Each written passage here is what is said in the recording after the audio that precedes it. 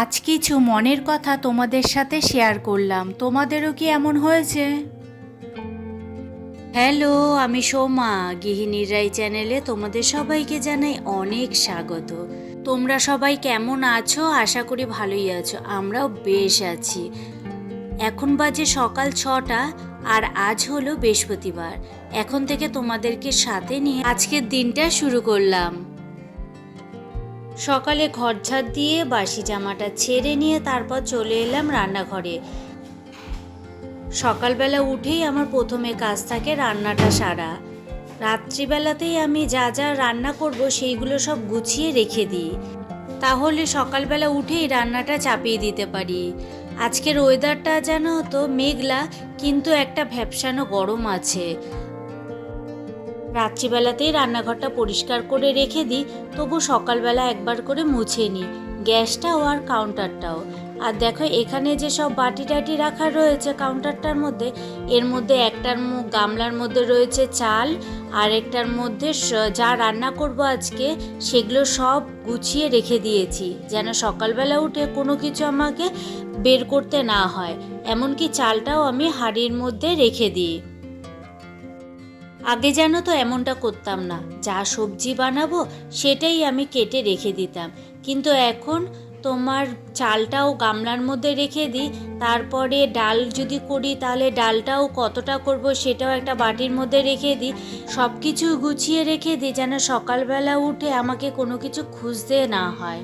এতে না অনেকটা দেখেছি সময়ও বাঁচে। ভাতটা প্রথমেই আগে বসিয়ে দিলাম, কারণ ভাত হতে তো অনেকটাই সময় লাগে। এরপরে দুটো গ্যাসে তরকারি বসিয়ে দেব। আজ করব একটু পটল বাদাম দিয়ে। কাঁচা চীনা বাদাম আছে, ওইগুলোই ভিজিয়ে রেখে দিয়েছিলাম রাতে, সেটাই এখন বেটে নেব। আর এদিকে গ্যাসটা ধরিয়ে পটল ভাজাটা আগে বসিয়ে নিই। আজ করব মটর ডালের বড়া ভেজে তরকারি, তার জন্য রাতেই মটর ডালটা ভিজিয়ে রেখেছিলাম। সারা রাত ভিজলে না বড়াটা বেশ নরম হয় আর ফোলেও। এর মধ্যে দিয়ে দিলাম দুটো কাঁচা লঙ্কা। আর এখন কিছুই দেব না বাটার মধ্যে, পরে এটা যখন মাখবো তখন এর মধ্যে আরও কিছু জিনিস দেব। কড়াইটা গরম হয়ে গেছিল, তাই ওর মধ্যে দিয়ে দিলাম সর্ষের তেল।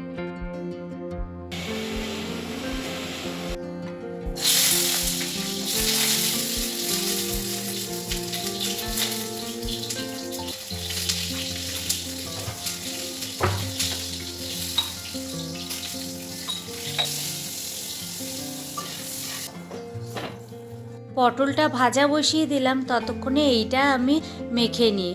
এই ডাল বাটাটার মধ্যে দেব পরিমাণ মতো লবণ, কালো জিরে, আর লঙ্কা তো দেওয়াই রয়েছে, আর একটু হলুদ গুঁড়ো দিয়ে ভালো করে একটু ফেটিয়ে নেব, তাতে এইটা আরও পাতলা হয়ে যাবে। বেটেছি, এর মধ্যে কিন্তু আমি জল দিয়েছিলাম একদম সামান্য, একটু শুকনো শুকনো করেই বেটেছি। বাটতে একটু সময় লাগলেও বড়াটা ভাজতে বেশ সুবিধা হয়।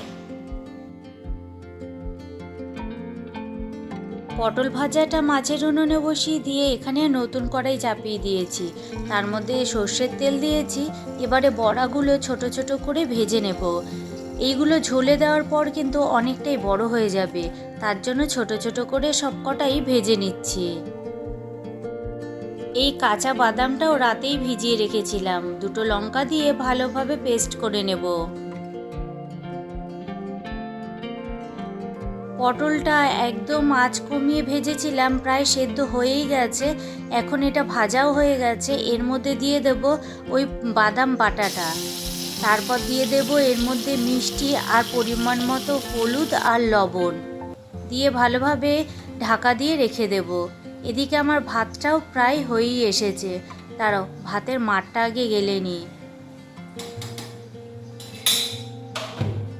আগে হাঁড়িতে ভাত বসাতাম, কিন্তু হাঁড়িতে না পুরো 3 বেলার ভাত হতো না, তার জন্য এই বড় ডেচকিটাতেই ভাতটা বসিয়েছি, তাতে আমাদের 3 বেলার ভাত একবারে হয়ে যায়।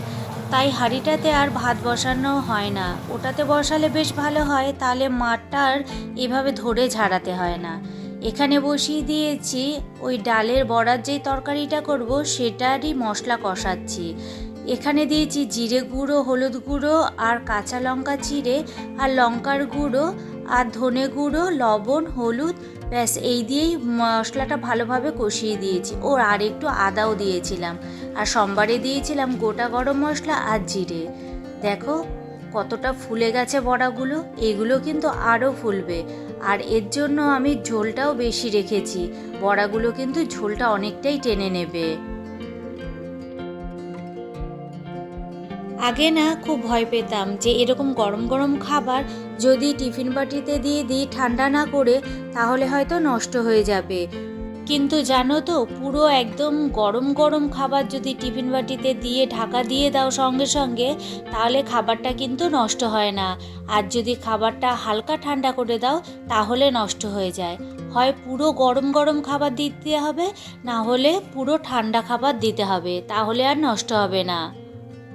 আজ কিন্তু আর কিছুই রান্না করিনি, এই বাদাম দিয়ে পটলটা রান্না করেছি আর এই বড়ার তরকারিটা, ব্যাস এই আজকের রান্না। এই সিস্টেমটা বেশ ভালো হয়েছে জানো, সকালবেলা ঘুম থেকে উঠেই চটাপট কিন্তু আমার রান্নাটা হয়ে যায়। তারপরে ঘরে টুকিটাকি কাজ করতে করতে 12টা, 12:30 কিংবা 1টা, এর বেশি আর ওপরে ওঠে না। সমস্ত কাজ এর মধ্যেই আমার কমপ্লিট হয়ে যায়। কিন্তু আগে তা হতো না, আগে প্রায় বেলা 2:30, 3টে বেজে যেত কাজ করতে করতে। কারণ ওই যে সকালবেলা যে উঠতাম না, সকালবেলায় ওঠার কিন্তু সত্যি একটা ভালো গুণ আছে, অনেক কিছু এক্সট্রা কাজও করা যায়। সব কিছু আর ক্যামেরা বন্দি করে তোমাদের সাথে তার শেয়ার করে হয়ে ওঠা হয় না। রান্না বান্না ও টিফিন গোছানো সব কমপ্লিট। চলো এবারে ওই কড়াইটা আছে, ওটা শুধু একটু মেজে নিলেই হয়ে যাবে। রান্না করতে করতেই টুকটাক সব যা বাসন বেরিয়েছিল সবই মেজে নিয়েছি। চলো এবারে এই বাসন কটা মেজে নিয়ে তারপর কাউন্টারটা পরিষ্কার করে গ্যাসটা পরিষ্কার করে নিলে আমার পুরো কিন্তু রান্নাঘর ক্লিন হয়ে যাবে। চলো একবার তোমাদের দেখিয়ে নিই। এই দেখো, রান্নাঘর কিন্তু পুরো পরিষ্কার পরিচ্ছন্ন হয়ে গেছে, আর কিছু রান্নাঘরের কাজ নেই। চলো, ঘরের তো সমস্ত কাজ পড়ে আছে, এমনকি বিছানা তোলাও। চলো যাই এবার ঘরের কাজগুলো কমপ্লিট করতে থাকি। ছোটবেলা থেকেই আমি ঘুমাতে প্রচণ্ড ভালোবাসি। ঘুম আমার বলতে পারো খুব প্রিয় একটা জিনিস, তাই এখনও এই জিনিসটা আছে।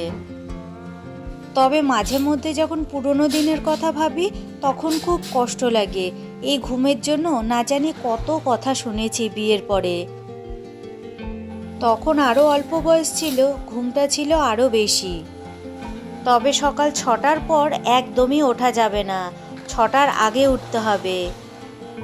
আর আমার সেই সময় তো ঘুম ভাঙতোই না, ওই যে ঘুমটা যে বড্ড প্রিয় ছিল, ঘুমোলে পরে আর ঘুম ভাঙতেই চাইতো না।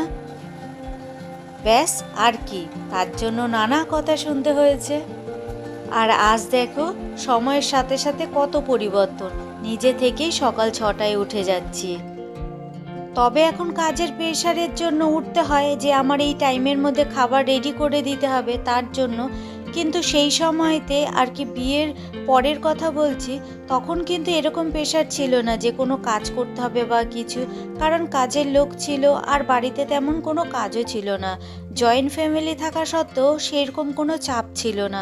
তবুও বাড়ির বউ সকাল 6টার পরে কেন ঘুমোবে? সে তো সকাল 6টাতে উঠবে কিংবা তার আগে উঠবে, কারণ সে বাড়ির বউ, সে বাড়ির লক্ষ্মী। তাহলে বাড়ির বউকে সব কাজের সময় লক্ষ্মী মানা হয় না কেন? কিছু কিছু সময় তাকে এত অবহেলা করা হয় কেন?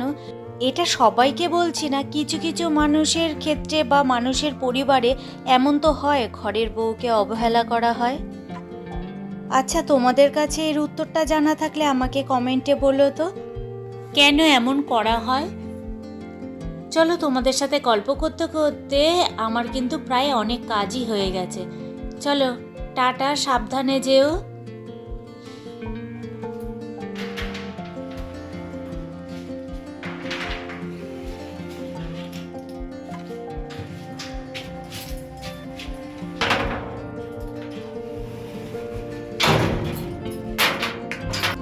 যাচ্ছি এখন বাজারে ফুল আনতে, আজ তো বৃহস্পতিবার।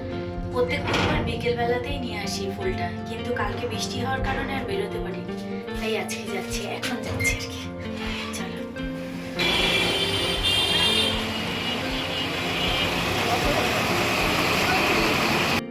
ভেবেছিলাম বাজারে এসেছি যখন কিছু সবজিপাতি নিয়ে যাব, কিন্তু দেখছি ঝিরঝির করে বৃষ্টি পড়ছে, তাই আর অন্যদিকে গেলাম না, ফুলটা নিয়েই সোজা বাড়ি যাব। একা হাতে পুরো সংসারটা সামলাতে হয়, মাঝে মধ্যে খুব ক্লান্ত হয়ে পড়ি, কিন্তু থেমে থাকলে তো চলবে না বলো। আমি যদি থেমে যাই আমার পুরো সংসারটাও থেমে যাবে। সেই কথা ভাবলেই আবার মনে একটা আলাদাই জোর চলে আসে। আজ তো বৃহস্পতিবার, লক্ষ্মীর ঘট বসবে, আর এর জন্যই আরও বিশেষ করে আমার বাজারে যাওয়া, কারণ পান কলা এইগুলো তো আনতেই হবে বাজার থেকে। বুধবার দিনে রাত্রিবেলাতে আমি এনে রেখে দিই, কারণ সকালবেলাতে আমার বাজারে যাওয়া খুব একটা চাপের ব্যাপার, জানো তো।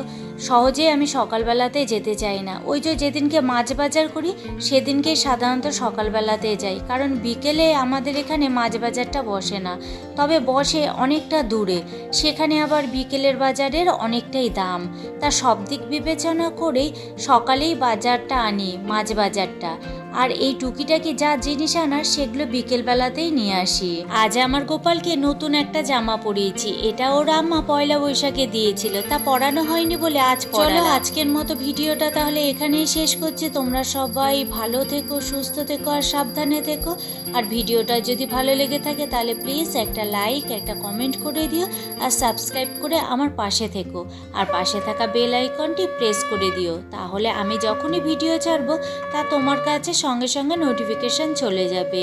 চলো আজকের মতো তাহলে ভিডিওটা এখানেই শেষ করছি, টাটা।